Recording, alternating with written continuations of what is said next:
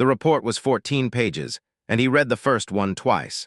Paramount Arbiter Sor von Dieheck of the Galactic Conclave sat at his desk at 04:22 station time, and the damage report in his hands listed 761 vessels across 11 systems. The humans had sent a reply 6 minutes after he asked for their terms. It was a single sheet of paper. No letterhead, no seal, just words and one more word at the bottom, written by hand. Now, his aide stood at the door. The room was quiet in the way rooms get quiet when something large has already happened, and the people inside haven't decided what to call it yet. No engines had fired from the conclave's side. No warnings had been sent. No declaration of any kind had come from the human envoy before this. 9 minutes and 14 seconds. That was how long it took. Sor von Dieheck read the first page again.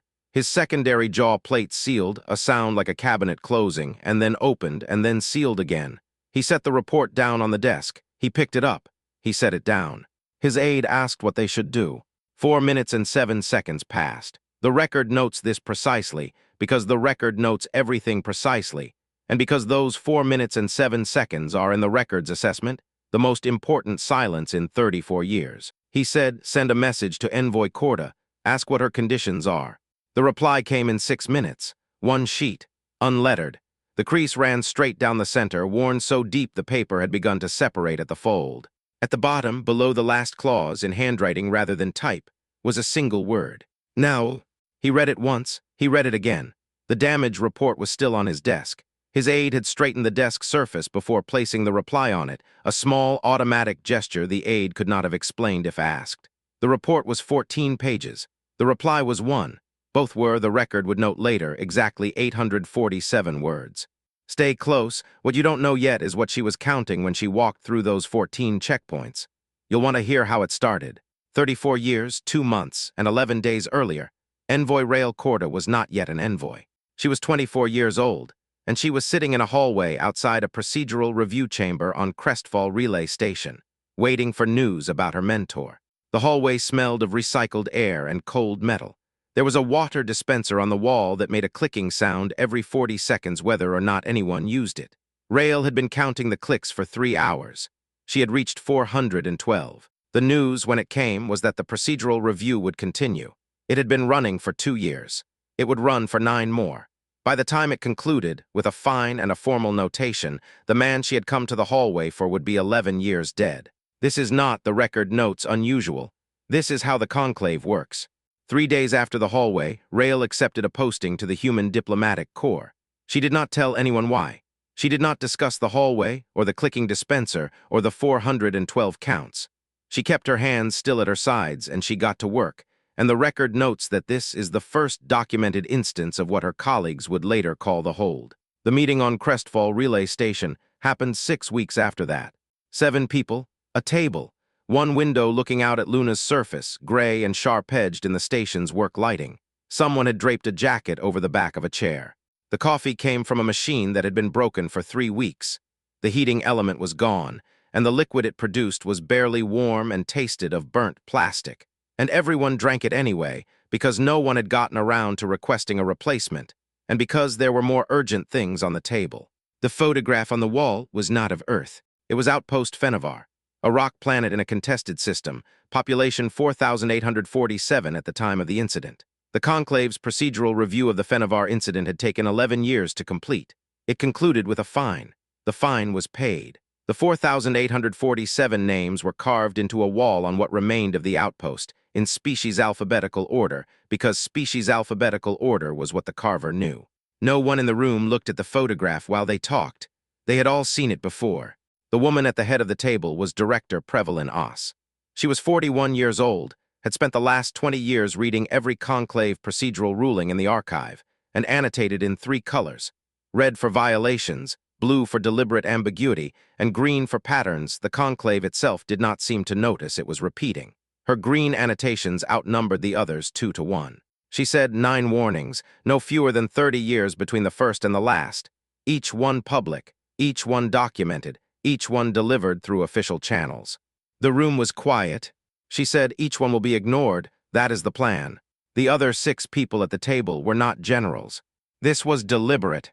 Dr. Feneth Harlow built things, systems mostly, the kind that registered on scans as one category of object while functioning as another. He had 3 patents under a name no one at this table used, and a 4th application pending for something the record would later describe simply as the platform architecture. He drank his bad coffee without looking at it, which was how Rail would later know, when she met him, that he had been thinking about the same problem for a very long time. Commander Ashri Diveth had survived the Fenavar incident at age 22. She did not discuss it. This was noted in her file as a behavioral observation, not a concern. She sat with her hands flat on the table and did not move them for the length of the meeting. Lena Parath ran intelligence coordination. She knew, among other things, the conclave's internal communication lagged to within 40 seconds, which relays fed which stations, how long a signal took to travel from arbitration Spire Vindihur to the conclave's home system, and exactly how long the conclave's procedural review board took to flag a message as low priority. The answer was 19 minutes. She had tested this 11 times with dummy submissions before she came to this table. Dr. Yuuma Salos spoke 11 species languages.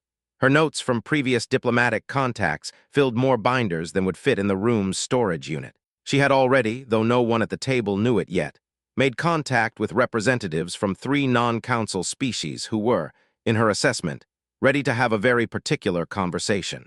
Sergeant Rail Morn said nothing. He never said anything in meetings.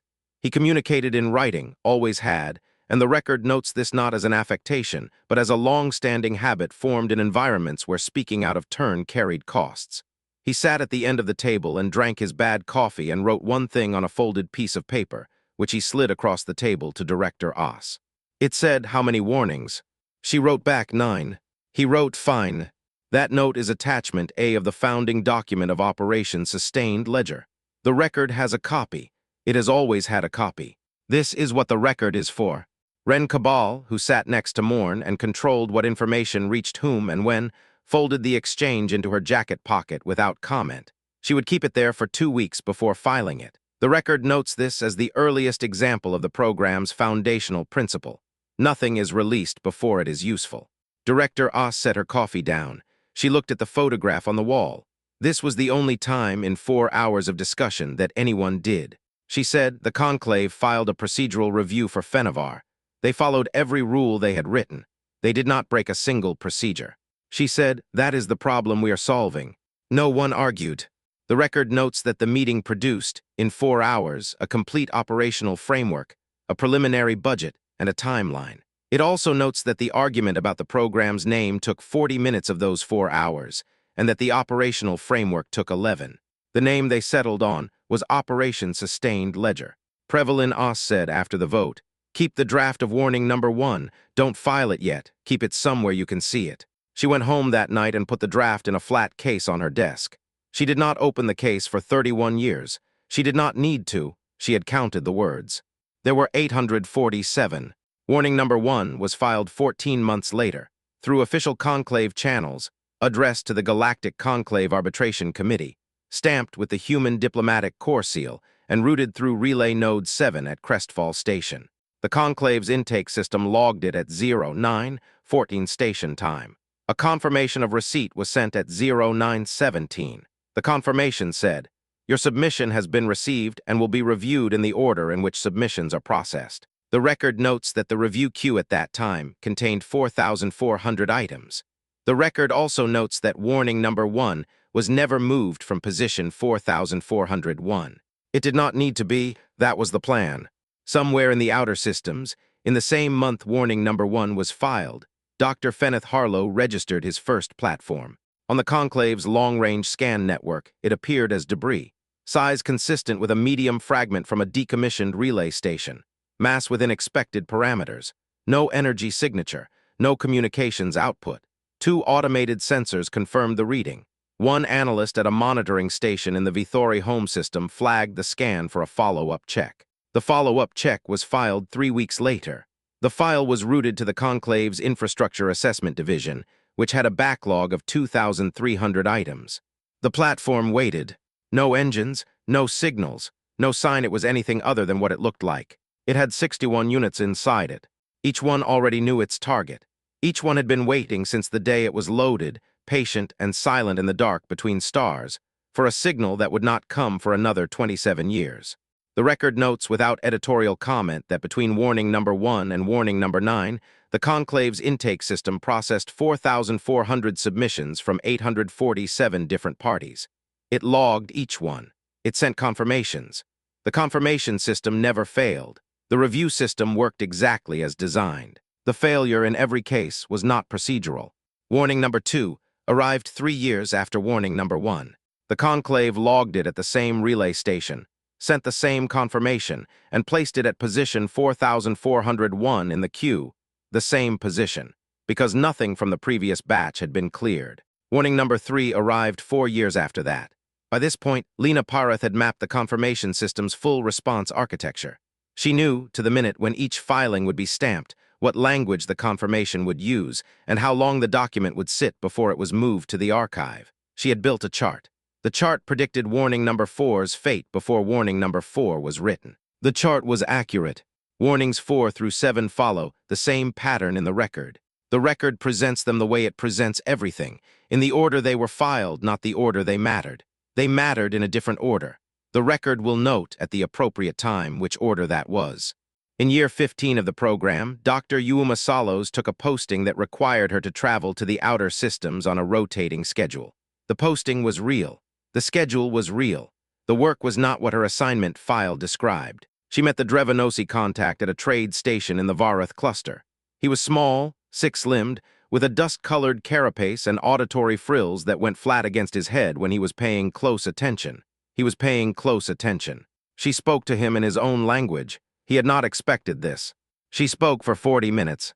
He listened. When she finished, his frills stayed flat for another 3 minutes before he said anything. Then he said in Drevenosi, "How many of us?" She said, 9 when we are done. He said, "We will need 4 years. Community ratification is full process." She said, "We have time." She had at that point 19 years of time remaining. She spent 18 of them making the same trip to different stations, to different contacts, in 11 different languages. Her notes from those meetings filled 6,000 pages. The record has all of them.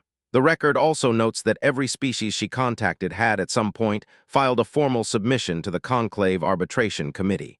Every one of those submissions was sitting in the queue, unread. The Drevenosi had filed 14 applications for a conclave seat. The most recent had been filed 2 years ago. It was at position 3,847 in the current queue. The Sulhari Accord had filed a formal protest over the seizure of resource rights across their 7 worlds. The protest was 200 pages long. It had been in the archive for 12 years. It was filed under the heading Commercial Dispute, Annex C.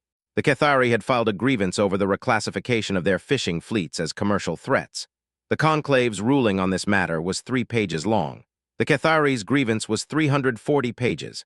The record notes without comment that the conclave's 3-page ruling cited 2 sources. Both sources were conclave documents. In year 21, Dr. Harlow filed his 407th platform registration. The conclave's scan network had flagged 11 of them over the course of 2 decades. All 11 had been reviewed. All 11 had been confirmed as debris. 3 had been reviewed twice.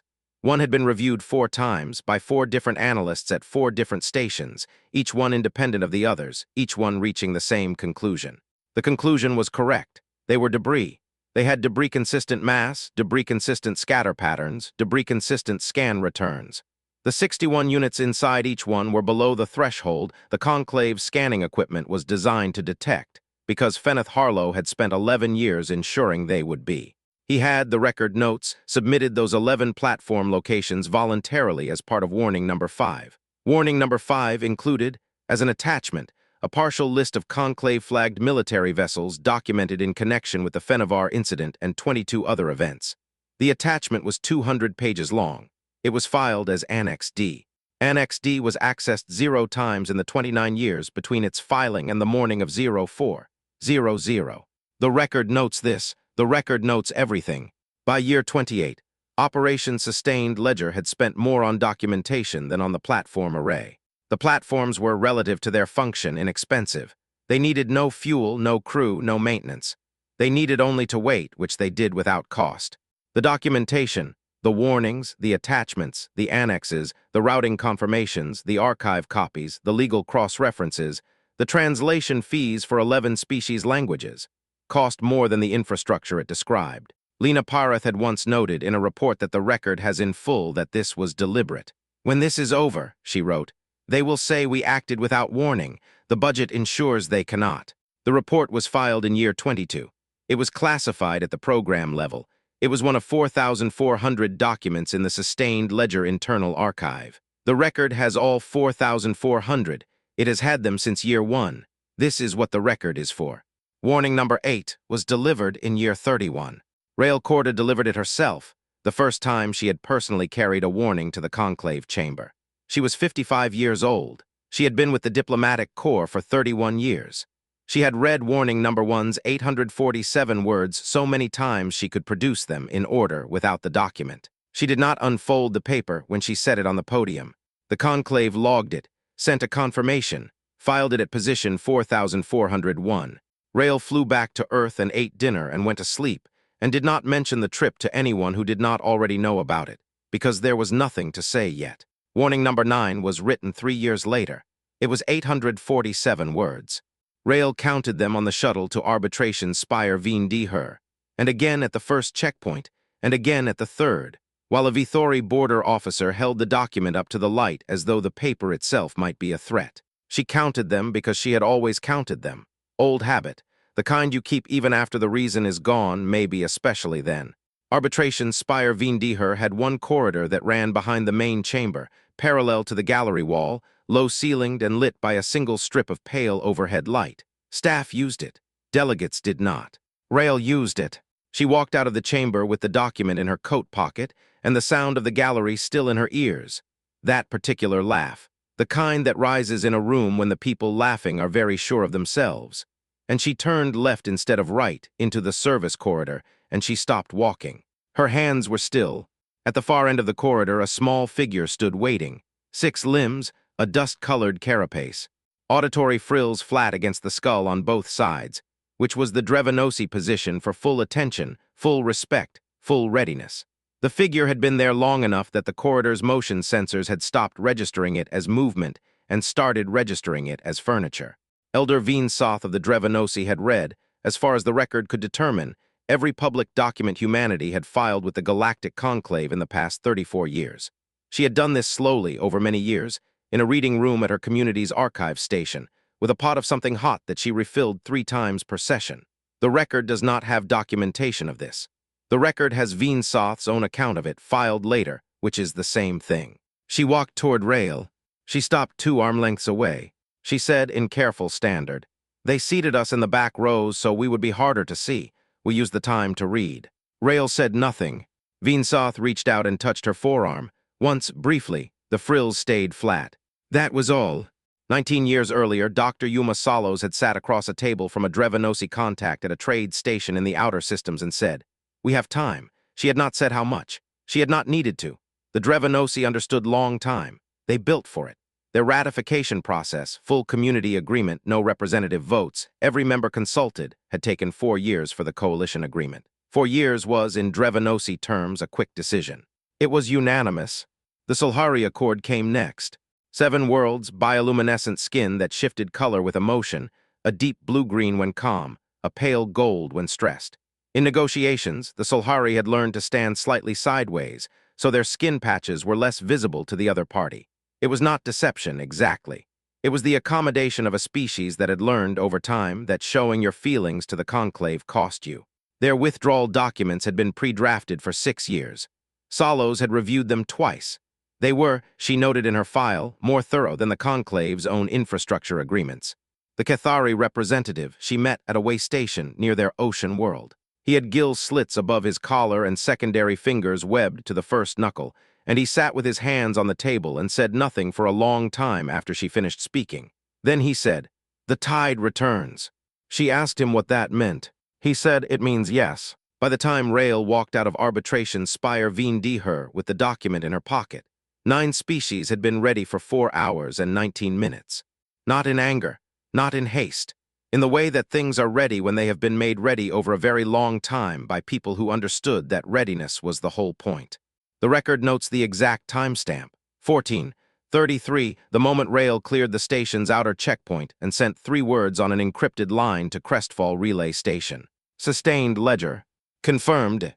Director Prevalin Oss was 75 years old. She was sitting in her office at Crestfall Station, drinking the same brand of tea she had drunk every morning for 40 years. She read the 3 words on her screen. She finished her tea. She picked up her phone. She called Feneth Harlow first. He was already awake. He said, "I know." She called Lena Pareth. Pareth said, "The queue clears in 8 hours. The review board won't see the withdrawal filings until morning." She said, "Good." She did not call Rail Morn. Morn had sent his message at 03:47 the following morning, while most of the station was still dark, and the record notes that the message was the only non-operational communication he had sent in 34 years. 13 words, the note is still attachment A. Everything else is attachment B, through Z good luck. The record notes this without comment. Rail was in her quarters at the Spire when she read it. The document was in her coat pocket, hanging on the back of a chair. She did not take it out. She had been counting the words in her head instead, the way she always did when she could not sleep, had always done since the first time she had read them, since before she had ever carried them into a chamber and set them on a podium and not unfolded them. 847 words. She knew them by heart. She turned off the light. She lay down. She did not sleep, but she was very still, and her hands were flat at her sides, and at 03:59 she got up and put her coat on, and she took the document out of the pocket and held it for a moment. The crease ran straight down the center. The paper remembered it. She had folded and unfolded this sheet, not this copy, the original, the one that had traveled through 14 checkpoints and 3 shuttle transfers, and 1 6-hour delay she was certain was intentional, 11 times in transit.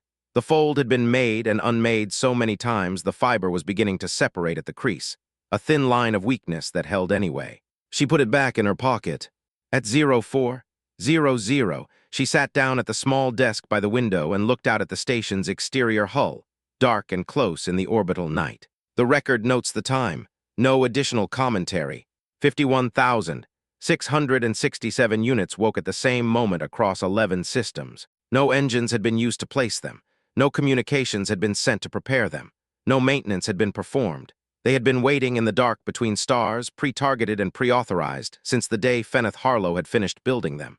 The Conclave's scan network had flagged 11 of the 847 platforms over the years. All 11 had been reviewed. All 11 had been confirmed as debris. They were debris. They had always read as debris.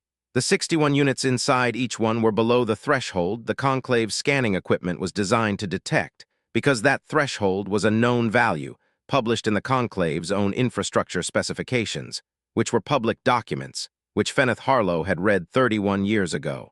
The units did not fire at population centers. They did not fire at civilian infrastructure. They did not fire at anything that had not been listed, by name, in at least one of humanity's 9 formal warnings. The targeting list had been finalized before warning number 1 was filed. 9 minutes, 14 seconds. The record notes the duration without comparison. Sorvandihek's aide knocked on his door at 04:14. The aide was young, 4 years into the posting, had never seen the Paramount Arbiter wake up before his scheduled time. The aide handed him the damage report and stood at the door and waited. Sorvandihek read it. He was 2.3 meters tall, and he took up a great deal of the room when he stood, and he had never, in the aide's 4 years of watching him, sat down quickly. He sat down quickly. He read the report again. 761 vessels. 11 systems, every one of them named in writing in a Conclave-submitted document at least once in the past 34 years.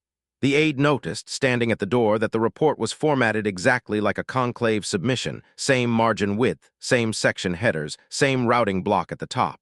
The aide did not say this aloud. The aide counted the silence, 4 minutes, 7 seconds. Sorvandihek said, "Send a message to Envoy Corda, ask what her conditions are." Rail read the request on her screen. She read it once.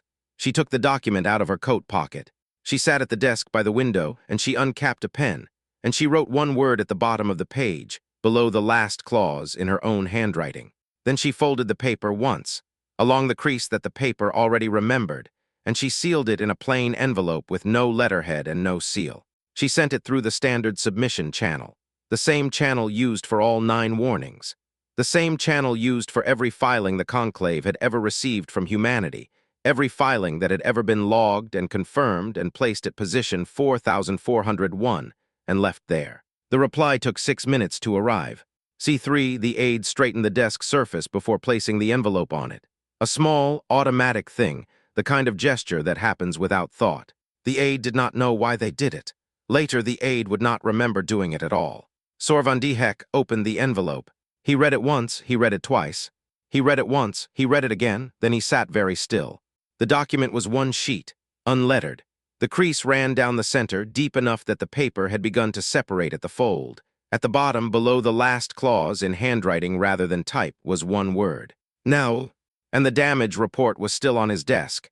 He looked at both of them. He looked at the damage report. He looked at the submission.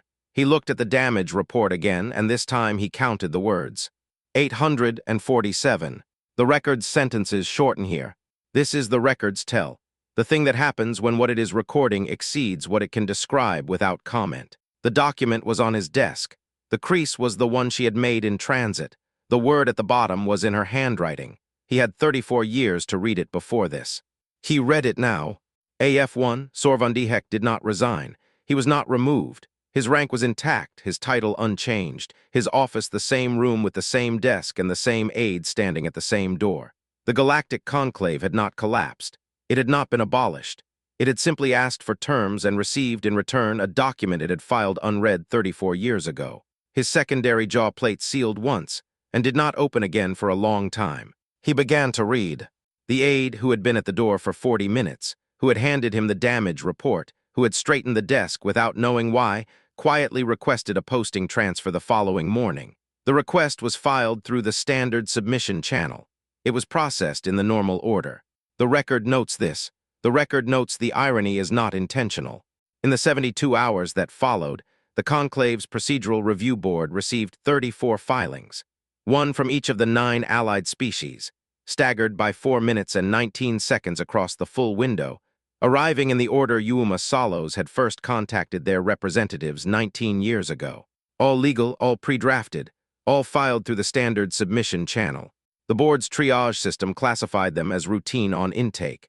They sat in the queue for 19 minutes before the first one was opened. Lena Parath had, the record notes, tested this exact scenario 11 times with dummy filings before the coalition agreement was signed. The 19-minute figure had not changed. The filings did not require a response. They were notifications. The withdrawals were already done. The conclave held its first emergency restructuring session in 60 years, 8 days later. The preliminary agenda was 3 pages long. Item 1 was a review of the submission archive. The human archive was listed as Exhibit 1. The record does not have the minutes of that session yet. They have not been filed. When they are, they will be at position 4401 in the queue, and the record will note the timestamp of the confirmation receipt, and it will wait. This is what the record is for. 1 month later, Rail Corda took a transport to Outpost Fenivar. It was not a famous place. It did not appear on the main conclave star charts as anything other than a notation, former outpost, decommissioned, in a system that most navigators bypassed. The planet's surface was cold and gray, the sky a pale wash of nothing, the air thin enough that you noticed it after the first few minutes of walking. The Delori Memorial Corridor was not a monument, it was a wall. A long, low wall of pale stone, running the length of what had been the outpost's main access road, and carved into it in species alphabetical order were 4,847 names. The carving was even and careful and took no shortcuts. Whoever had done it right. Rail stood in front of it. She had a list in her coat pocket. Not the document, that was somewhere else now, in a flat case that had been returned to Prevalin Os's desk, sitting next to the case that held Warning No. 1's original draft. The list was a separate piece of paper. It had 34 names on it, 1 for each year. A young attaché from the Corps had come with her. He stood a few steps back, coat collar up against the wind, hands in his pockets. He had not been born when the Fenivar incident happened. He had been 12 years old when Warning No. 1 was filed. Rail began to read the names aloud. Not all 4,847. 34 of them, 1 per year, chosen by a method she had not explained to anyone and did not explain now. She read them quietly, the way you say something to a person who can hear you but cannot answer. The attaché did not ask whose names they were. He stood still and listened. When she finished, she folded the list and put it back in her pocket. The attaché waited a moment, then he said, "What does it mean, all of it, the whole record?" Rail looked at the wall. She was quiet long enough that he thought she might not answer. Her hands were still at her sides. She said, "We are the species that completes the process, even when the process was never the point." He thought about that. The wind came off the plane and moved across the wall, and the names did not move. The pale stone held them the same as it always had. Somewhere above the cloud line, the system's star was putting out the same light it had been putting out for 4 billion years, indifferent and exact. Rail reached into her coat pocket. She touched the folded list with 2 fingers, not taking it out, just checking it was there. She took her hand out. She looked at the wall for another moment. Then she turned and walked back toward the transport, and her hands were still, and the attaché followed, and the wall stayed where it was with all its names in the cold.